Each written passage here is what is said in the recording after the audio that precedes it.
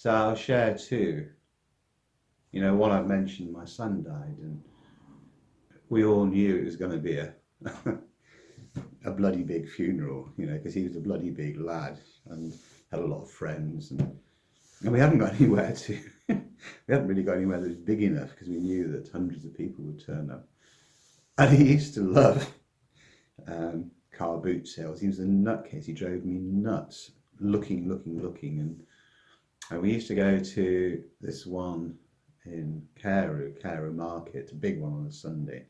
It became a regular feature, and yeah, he absolutely loved it, particularly when he found a skip behind it where people who couldn't sell stuff, they'd chuck it in this skip. So at the end of going around it, he'd just disappear every time, and sure enough, he'd come back. I've still got some of these weird things he'd pull out of the skip because they were free of charge. You like things free. So having looked everywhere for a hall, or I don't know, somewhere with enough car parking, and somewhere that could be big enough to hold what we intended doing, Carew Market came up, and they were brilliant. Although they didn't really understand we were going to hold a funeral with a body in it.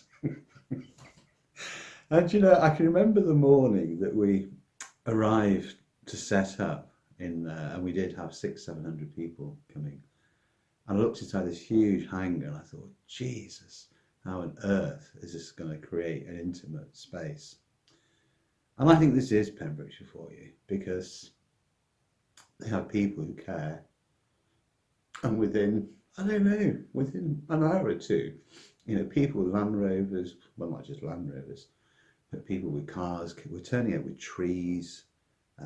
One of our local friends with woods came with huge amounts of pine branches. There's a lot of art. People know what to do at times like this, and quite quickly this concrete bunker almost, you know, became this absolutely extraordinarily beautiful, intimate space with all of his personal belongings and 600 chairs in a circle. And I still remember, you know, the moment we brought his beautifully painted, hand-painted coffin in and put it in the middle of this place. And that's an extraordinary memory. As sad as it is, it's got to be a memory that I will, in an odd way, always relish. You know, if somebody's going to die in those circumstances, then to have moments like that connect the person who's gone, my son Sulian, with his community like that is extraordinary. So that's, you know, at the sadder end, I guess, but it was also beautiful. And then, you know, the community always come together. I think that's what my experience of Pembrokeshire is. They come together for things, and I got very involved in looking after supporting refugees on asylum in Swansea, and this area was mad for it.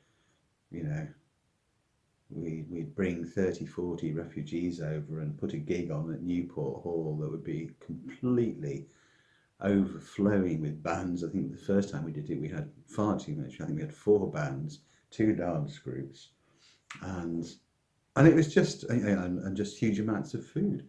And to see refugees who'd experienced, I suppose, rejection in their own country, and actually a lot of prejudice in this country, even though we'd received them, for them to be greeted by a Pembrokeshire community who love life and love people, I would imagine, well, I know this because they've told me, bless them in a way that you couldn't do in any formal way.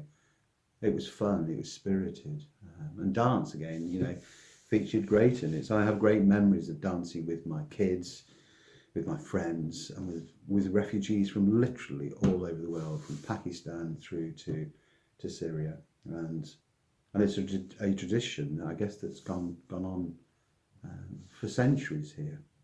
So yeah, this is my home, and the word Hiraeth, which I've long yearned for, yearn, you'll know what I mean by that. The word Hiraeth is something I've long yearned for, but it's come to mean something to me here, where I live right now, the Poppet Sands. Yeah.